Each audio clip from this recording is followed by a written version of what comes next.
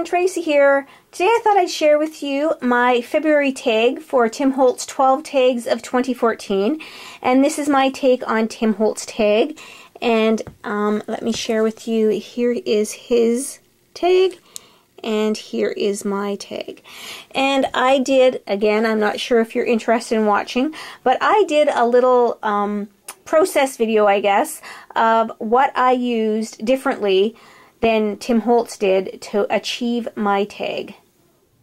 So here is the background to my tag. On this one I used spun sugar and I saturated it because spun sugar in the Distress stain is very light. You can hardly tell. So I added many layers. I saturated this thing, and then I also added some Distress ink from the ink pads. I like the Distress ink from the ink pads better than I do the stain or the paint. That's just my preference. I can't get the look I want, or the look that Tim Holtz shares with the Distress stain or paint. But I did the background. I did this in the tea dye, but I think it looks too orange and I wanted it more pinky and red for Valentine's. This is the first one I did, and this one turned out really grungy, and I tried to do it the way he did it, and it just, I don't know, I just can't get the look right.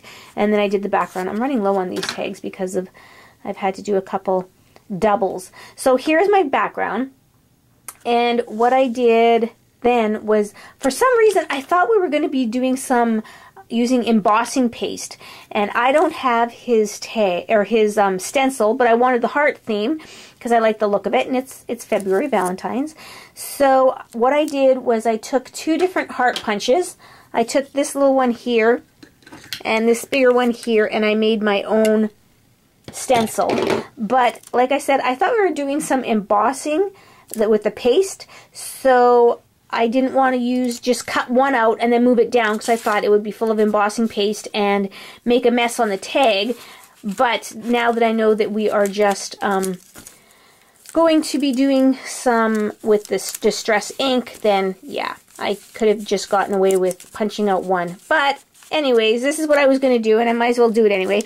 I taped the strips on the back of this sticky paper, or it was sticky Xyron. I saved these sheets, and then I just slide my tag down there, and then I don't have to move the stencil along. So I'm going to add my hearts and see what it looks like. So I added my hearts with the Distress ink in the Aged Mahogany. This is like my favorite color of colors besides the browns. And I just used one of these little finger daubers from, I think I got this from Stampin' Up, I'm not even sure, and just to get the detail of the hearts. And as soon as you were finished, you were supposed to add some detailed embossing powder. I don't have his brand, but I just used regular embossing powder.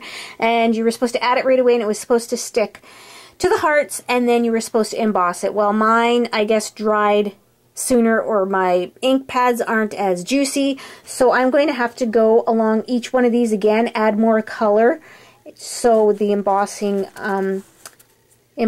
powder can actually stick to it. I redid these two here. I'm going to have to redo all of them, and I'll just go layer by layer and then add the embossing powder as I go. So what I did was I went and I added some more of the Distress ink on here, and then I added embossing powder and embossed them. I know I could have used VersaFine or Versamark, but I didn't mind it having a brighter red color. So that is the tag, and then I did his Tim Holtz chalk technique, and I don't know if I'm all that good at it. I really don't.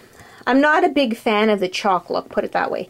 Maybe it's because I don't have the right technique, but I searched all over for chalk. Last time my sister-in-law brought me chalk because I didn't have any, and I can't find the one she brought me from the last time. So what I did was I had some of this yellowy colored chalk left from when my kids were young, so I used that. I would have liked the crisp white chalk better, but you know, you use what you gotta use. And I don't have, obviously, the same stamps as he does.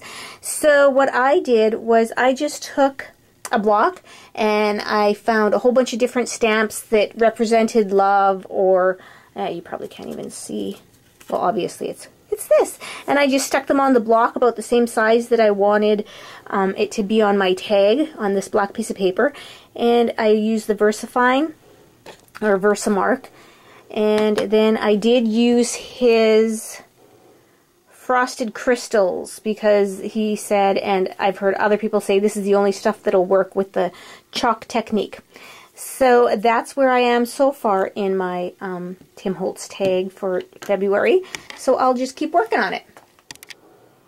Don't you just love that color? I love all that red sparkles. So what I did was I attached this. I added some lace. He used a die cut. I don't have the die cut, so I actually used some lace. And then I don't have an arrow die, or I'm not exactly sure, he used a sticker or something, and I don't have that, but I have these grunge board pieces I bought years ago. So what I'm going to do is I'm just going to alter this piece, and I'm going to cut it, because it's just an arrow. I want it to look like a Valentine's arrow, so I'm going to see if I can alter this, just cutting it up, and we'll see what I get, and then I'll probably ink it up or emboss it in a silver color. But so far, I just love that. I bought that for Christmas and never used it. And I have to apologize if you hear shooting and screaming. My daughters are playing a zombie video game, so they're getting a little hyper out there. So if that's what you hear, there's not a war going on here. It's actually my girls. So I will continue on with the tag, and I will show you the finished results. So here is my take on the February tag that Tim Holtz is doing every month. I hope you enjoyed the video, and I hope you all had a very creative day today. Bye now.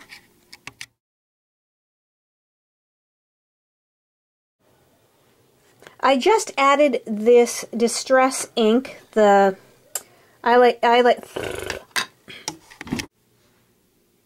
So here is my take on